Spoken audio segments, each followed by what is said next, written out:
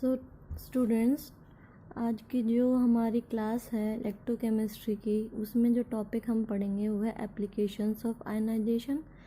इसके बाद और भी कुछ टॉपिक्स हैं वो भी हम कवर अप करेंगे।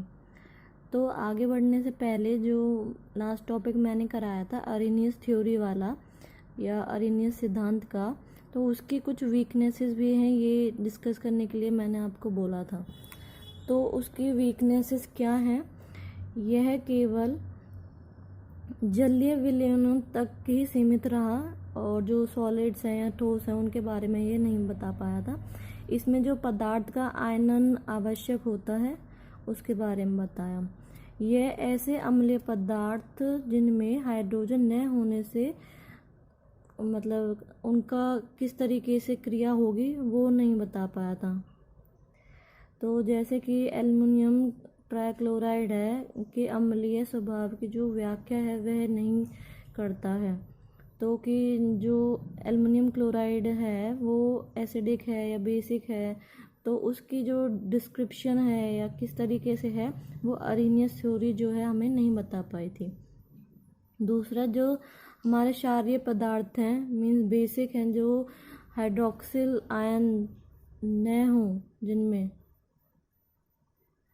मतलब इसने जो थ्योरी दी थी उसमें बताया था कि हमारे H पॉजिटिव निकलें तो एसिड है और अगर OH नेगेटिव निकले तो बेसिक है।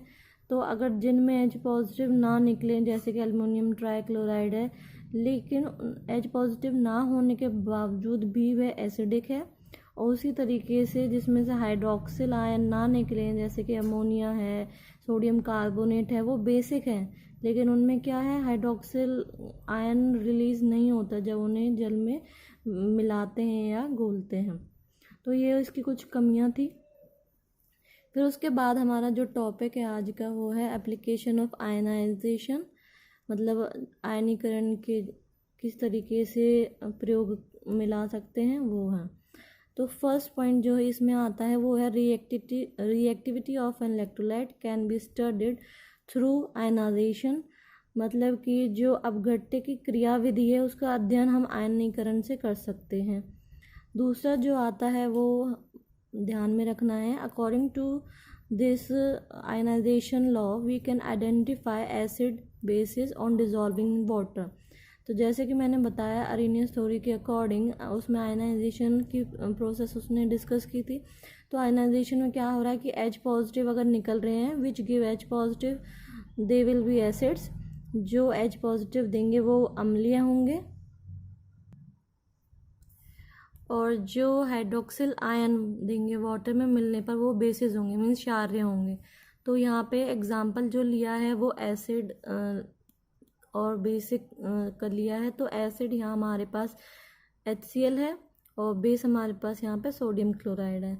तो जब सोडियम क्लोराइड और HCl को पानी में डिज़ोल्व करेंगे तो HCl हमें H पॉजिटिव और क्लोराइड आयन देगा, सोडियम हाइड्रोक्साइड हमें sodium ion and hydroxide ion देगा। तो इन दोनों को मीन्स एसिड और बेस को जब हम मिलाते हैं तो वो क्या बन जाते हैं, न्यूट्रल फॉर्मेशन हो जाती है। जब एसिड और बेस को मिलाते हैं तो न्यूट्रलाइजेशन हो जाती है। तो यहाँ पे ये एसिड बेस जब मिलेंगे तो यहाँ पे सोडियम क्लोराइड मिल जाएगा और साथ में हमें क्या मिल जाएगा, वाटर मिल जाएगा।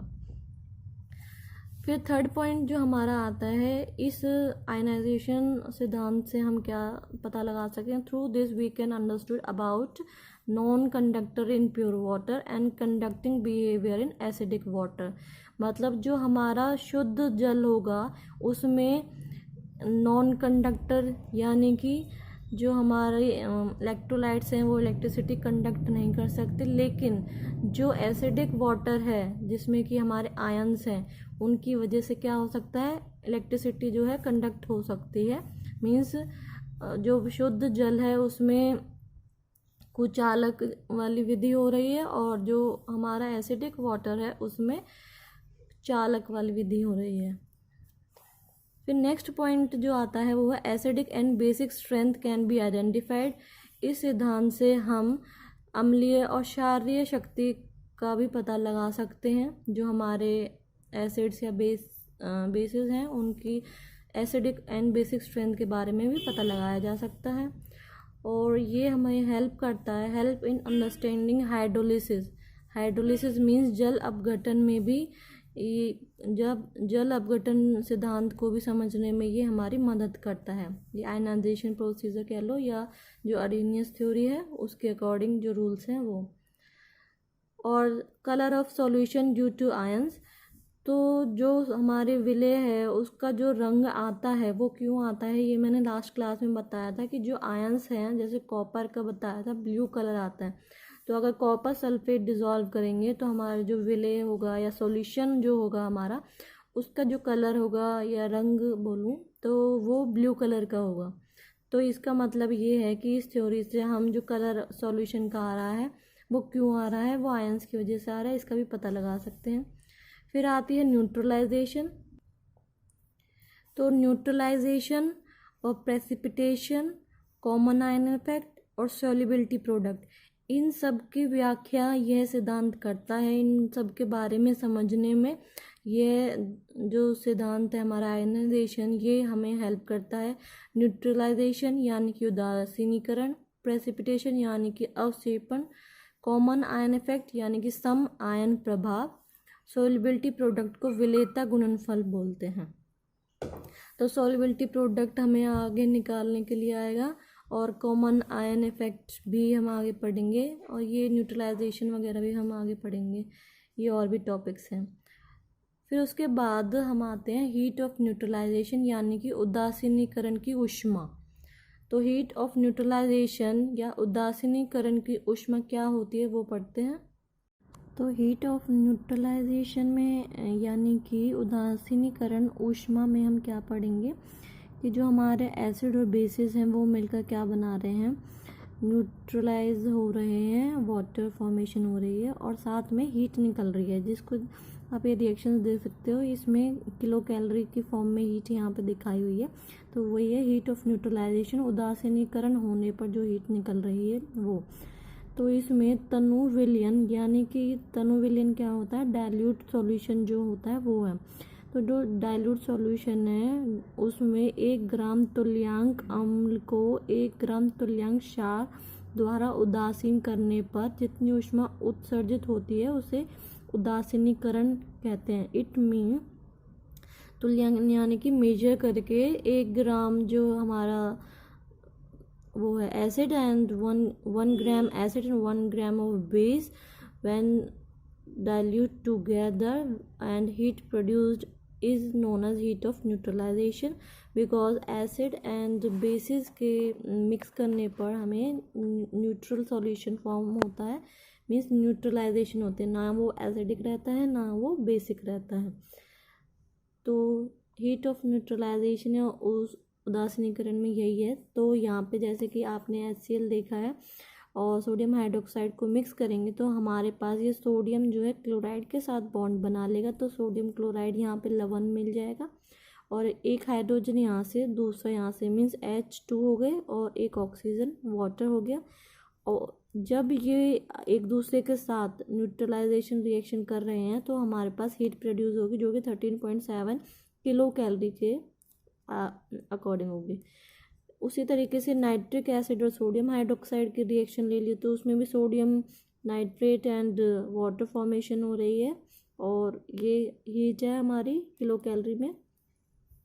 तो यहाँ पर क्या दिखाया है कि इधर से हमारे पास S पॉजिटिव आ रहा है, इधर से हाइड्रोक्सिल आयन आ रहा है।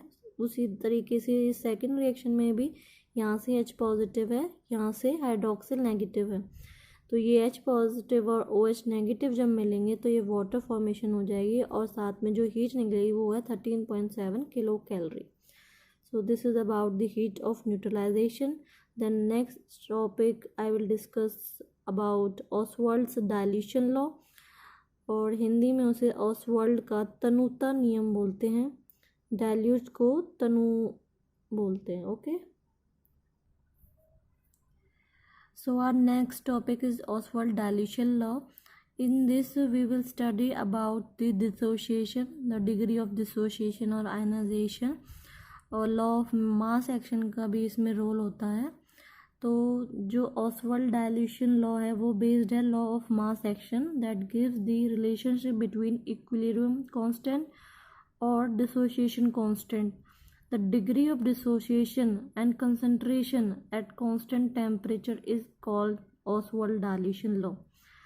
तो इसमें क्या होता है कि जो हमारे रिएक्टेंट्स में है, जैसे कि यहाँ पे जो कंसंट्रेशन है वही कंसंट्रेशन यहाँ पर होगी, लेकिन यहाँ पर इन दोनों को जोड़ने पर होगी. Means law of mass action जो है एक तरीके से मेंटेन रहता है. बस फ़र्क सिर्फ इतना है कि ये अलग और ये अलग हो जाते हैं, मतलब ये अलग हो जाता है इधर और इधर. ए बी को अगर देखा जाए तो कटायंस और अनायंस में जो है फॉर्मेशन हो जाएगी. तो जो स्टेटमेंट है ऑसवाल्ड डायल्यूशन लॉ की वो क्या है, द डिग्री ऑफ आयनाइजेशन और dissociation of any weak electrolyte is inversely proportional to the square root of concentration and directly proportional to the square root of dilution. तो जब मैं ये डेरिवेशन करवाऊंगी उसका जो फॉर्मूला है वो जो अभी मैंने स्टेटमेंट बताई है वो उस पर बेस्ड है. तो इसमें क्या होता है कि जब किसी जो वीक इलेक्ट्रोलाइट्स हैं उनके बीच में साम्य प्रक्रिया जो है वो हो जाती है, मीन्स इक्विलिब्रियम फॉर्म हो जाता है.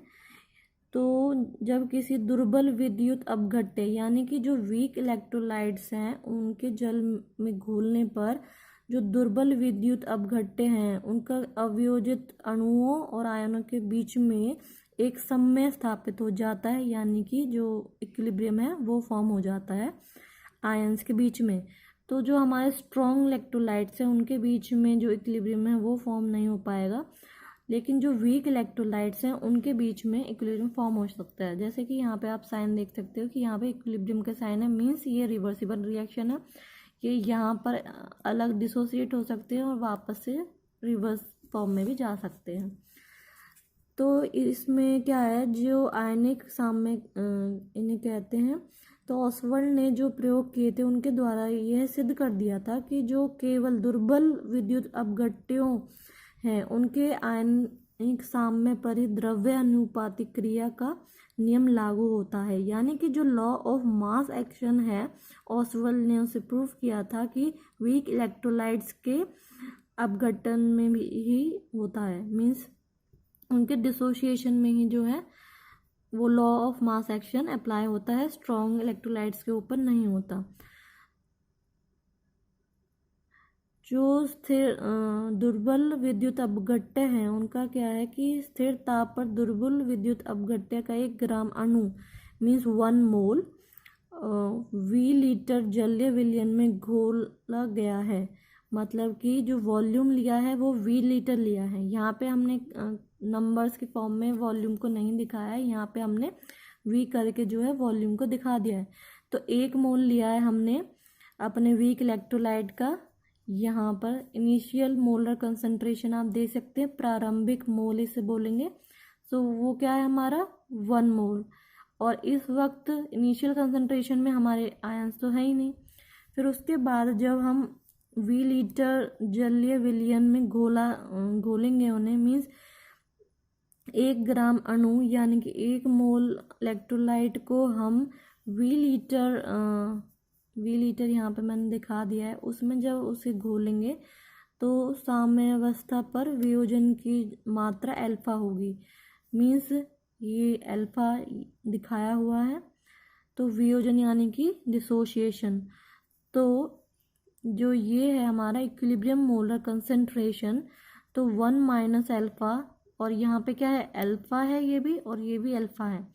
तो अल्फा क्या है, एक तरीके से डिग्री ऑफ डिसोसिएशन है. मैंने आपको पीछे दिखाया था वियोजन की, जो वियोजन होता है उसको अल्फा से दिखाते हैं. तो यहाँ पे 1 मोल था. ओके, फिर 1 मोल में से कितना डिसोसिएट हुआ, मतलब कितना अलग अलग हो गया. तो ये बराबर मात्रा में मिलते हैं कैटायन और आयन, ये मैंने बताया था. तो मान लीजिए कि अल्फा जो है हमारा वियोजन हो रहा है, डिसोसिएट हो रहे हैं, तो यहाँ पे अल्फा, यहाँ पे अल्फा, और 1 मोल में से क्या हो जाएगा 1 minus alpha. Then comes to concentration in mole per decimeter cube.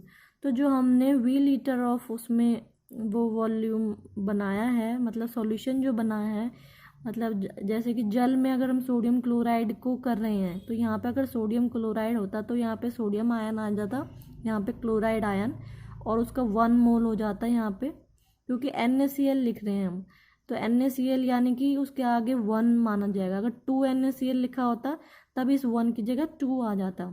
तो मतलब जो हमारी कंसंट्रेशन है, मात्रा है, यहाँ पर अभी 1 है, 1 मोल, और उसको V लीटर में जब कर रहे हैं तो 1 माइनस अल्फा अपॉन में V। तो ये पूरा जो सॉल्यूशन हमने बनाया है, विलय बनाया, तो वो V वॉल्यूम में है, तो उसके नीचे क्या आ जाएगा, V। तो यहाँ पर हम अप्लाई करेंगे लॉ ऑफ मास एक्शन। तो इसमें ये क्या हो जाएगा, इस साम्य पर द्रव्य अनुपातिक क्रिया का नियम लगाने पर, means applying law of mass action. तो ये क्या है कि ये कांस्टेंट होता है। यहाँ पर हम क्या करेंगे, जो हमारे प्रोडक्ट्स आए हैं, मीन्स कैटायंस और अनायन फॉर्मेशन हो रही है ऊपर, वो आएंगे, और जो लेफ्ट साइड में हमने जैसे भी लिया हुआ है तो वो नीचे आएगा। ओके, फिर उसके बाद जो हमारा ये है, तो इसमें क्या हो रहा है, if alpha is the degree of dissociation of a weak electrolyte, यहाँ पे अल्फा ली है डिग्री ऑफ डिसोसिएशन, और जो यहाँ पे आगे देखेंगे कंसंट्रेशन जो है C ली है, and V is the dilution. Okay, तो इन टर्म्स को ध्यान रखना, अल्फा हमने डिग्री ऑफ डिसोसिएशन माना है, C हमने कंसंट्रेशन माना है, वो C अभी यहाँ पे आपको शो नहीं हो रहा, वो नीचे डेरिवेशन में शो होगा, और V जो है हमने डाइल्यूशन लिया है। तो इसमें क्या हो जाएगा, जो अल्फा होगा वो डायरेक्टली प्रोपोर्शनल है 1 upon square root of C, means यानी कि कंसंट्रेशन, और दूसरा अल्फा जो है डिग्री ऑफ डिसोसिएशन वो डायरेक्टली प्रोपोर्शनल होता है square root of volume. So alpha square C यानी कि डिग्री ऑफ डिसोसिएशन का स्क्वायर, और C इक्वल टू कांस्टेंट होता है। तो Ostwald dilution law is not applicable to strong electrolyte since their dissociation reaction is irreversible. So ये वाली चीज़ आप देख लेना। फिर आता है कि जो हमने ये कंसंट्रेशन ली है तो उसमें लेट 1 मोल ऑफ, ये इंग्लिश में मैं ट्रांसलेट कर देती हूँ पूरा, कि let 1 mole of a binary weak electrolyte AB be dissolved in water and the solution is made V decimeter cube by volume. Let alpha is the degree, यहाँ पे लिया, let alpha be the degree of dissociation of the electrolyte at equilibrium, ये equilibrium का sign है। So weak electrolyte dissociate किस तरीके से करेंगे, जो ये मैंने पूरी 3 लाइंस में ड्रॉ किया हुआ है उस तरीके से वो डिसोसिएट करेंगे।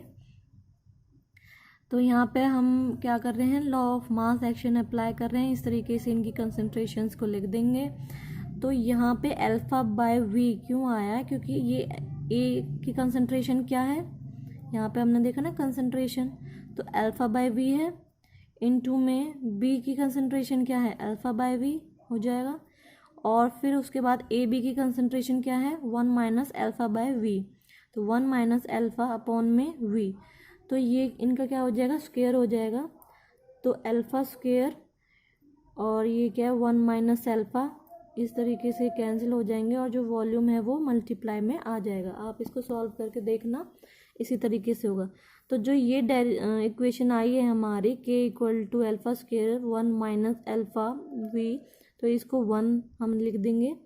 फिर दूसरी जो हमारी है कंसंट्रेशन जो होता है वो इक्वल टू होता है 1 अपॉन में volume, means inversely proportional to volume. तो अगर कंसंट्रेशन, अगर वॉल्यूम को बढ़ाएंगे तो कंसंट्रेशन क्या हो जाएगी हमारी, वो देख लेते हैं आगे जो हम करेंगे। तो therefore K equal to alpha square C 1 upon में 1 माइनस अल्फा।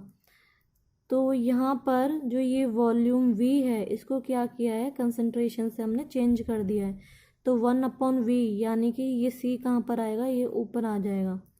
ओके, तो ये हमारी क्या हो गई, सेकंड इक्वेशन हो गई। फिर इन दोनों एक्सप्रेशंस को 1 and 2 are known as Ostwald dilution law. K जो है हमारा यहाँ पे इक्विलिब्रियम कांस्टेंट है, आपने पिछली डिग्री ऑफ डिसोसिएशन में भी देखा होगा, इक्विलिब्रियम कांस्टेंट के बारे में मैंने बताया था। So for weak electrolyte alpha is very small. तो वीक इलेक्ट्रोलाइट्स के लिए जो ये अल्फा हमने यहाँ पर लिया है ये बहुत स्मॉल होता है, तो इसलिए 1 माइनस अल्फा क्या माना जाएगा, 1 ही माना जाएगा। ये यहाँ पे मैंने शो कर दिया है। जो वीक इलेक्ट्रोलाइट के लिए alpha means degree of dissociation वो बहुत ही स्मॉल मानी जाती है, इसलिए 1 माइनस अल्फा इक्वल टू 1 हो जाएगा। फिर नेक्स्ट आती है हमारी के equal to alpha square upon में वी, जैसे कि पीछे देखा था हमने।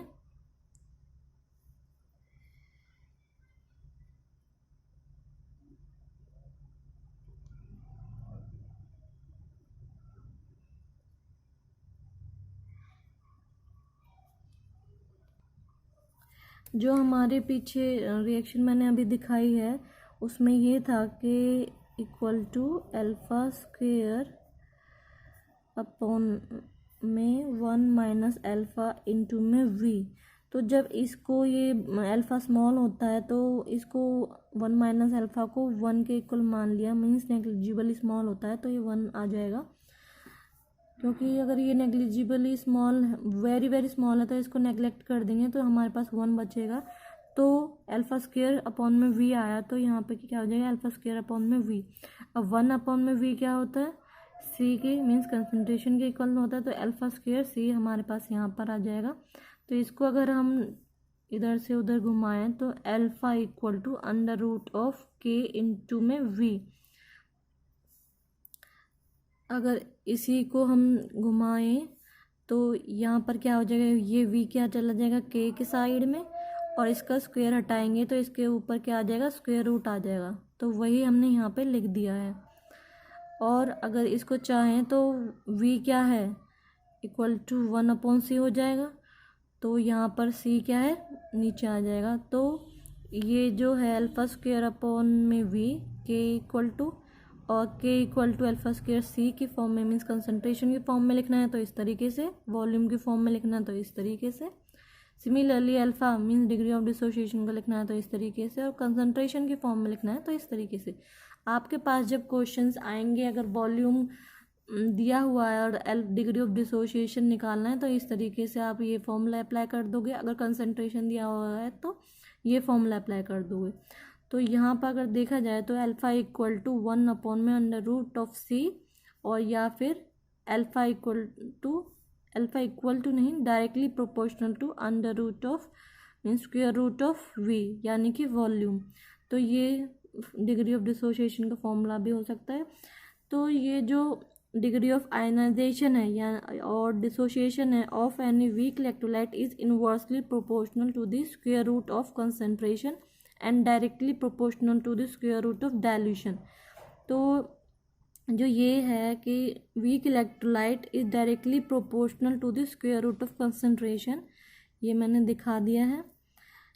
Inversely proportional to square root of concentration, inversely proportional यानी कि जब नीचे की तरफ हो इक्वल टू से तो वो इनवर्सली हो जाता है, और अगर डायरेक्टली प्रोपोर्शनल में दिखाना है तो वो 1 अपॉन में नहीं होगा, वो डायरेक्ट सामने होगा। तो directly proportional to the square root of dilution, तो volume is the root of मतलब डाइल्यूशन। तो this relation is known as Ostwald dilution law. जो ये रिलेशन आया है इसको ऑसवाल्ड डाइल्यूशन लॉ बोलते हैं। सो आपको याद होगा मैंने स्टार्टिंग में एक स्टेटमेंट दी थी, degree of ionisation of any weak electrolyte is inversely proportional to the square root of concentration and directly proportional to the square root of dilution। तो वो यही स्टेटमेंट थी, मैंने आपसे बोला था आगे डिस्कस करूँगी। सो ये हमारा था डाइल्यूशन के लिए। ऑसवाल्ड डाइल्यूशन लॉ के ऊपर अगर कोई क्वेश्चंस आते हैं तो वो इस तरीके से आप उन्हें दिखाओगे। ओके, तो वीक एसिड के लिए अगर हमें ये ऑसवाल्ड डाइल्यूशन लॉ अप्लाई करना पड़े तो इस तरीके से करेंगे तो जहाँ पे के इस्तेमाल किया वहाँ पे के ए आ जाएगा, और वीक बेसिस के लिए के बी आ जाएगा। कंसंट्रेशन जैसे एच पॉजिटिव की निकालनी है तो H positive equal to alpha upon में वी, या फिर इक्वल टू अल्फा सी। और ओ एच नेगेटिव की भी सिमिलरली यही जो है फॉर्मूला रहेगा। तो इसमें क्या है, ऑसवाल्ड डायल्यूशन लॉ में at constant temperature the degree of dissociation is directly proportional to the square root of its dilution। अतः ऑसवाल्ड के तन्वता नियम के अनुसार क्या उसने मतलब स्टेटमेंट दी थी, स्थिर ताप पर किसी दुर्बल विद्युत अपघट्य के जो वियोजन की मात्रा उसकी तन्वता के वर्गमूल के समानुपाती होती है। तो इसमें आपको कुछ लिमिटेशंस भी आती हैं ऑसवाल्ड डायल्यूशन लॉ में। वो है ऑसवाल्ड का जो तन्वता नियम है केवल विद्युत अपघट्यों के आयनिक साम्य जो है मीन्स इक्विलिब्रियम जो है इलेक्ट्रोलाइट्स के लिए, वीक इलेक्ट्रोलाइट्स के लिए जो आयनिक साम्य मीन्स आयनिक इक्विलिब्रियम है उस पर लागू होता है। क्योंकि जो स्ट्रॉन्ग इलेक्ट्रोलाइट्स हैं मीन्स प्रबल विद्युत अपघट्य हैं वो पूर्ण रूप से वियोजित हो पाते हैं। जो वीक इलेक्ट्रोलाइट्स है वो पूरी तरह से डिसोसिएट नहीं हो पाते, लेकिन जो स्ट्रॉन्ग इलेक्ट्रोलाइट्स हैं वो पूरी तरीके से डिसोसिएट हो पाते हैं। इसलिए जो ऑसवाल्ड डायल्यूशन लॉ है वो वीक इलेक्ट्रोलाइट्स पर अप्लाई होता है, और जिसे उत्पन्न आयन जल वियोजित होकर सक्रिय द्रव्यमान को प्रभावित करते हैं। मतलब जो आयन फॉर्मेशन होती है तो वो जो एक्टिव मास है उस पर इफेक्ट डालते हैं। तो ये इसकी कुछ लिमिटेशन थी कि मतलब ये ऑसवाल्ड डायल्यूशन लॉ हम स्ट्रॉन्ग इलेक्ट्रोलाइट्स पर अप्लाई नहीं कर सकते।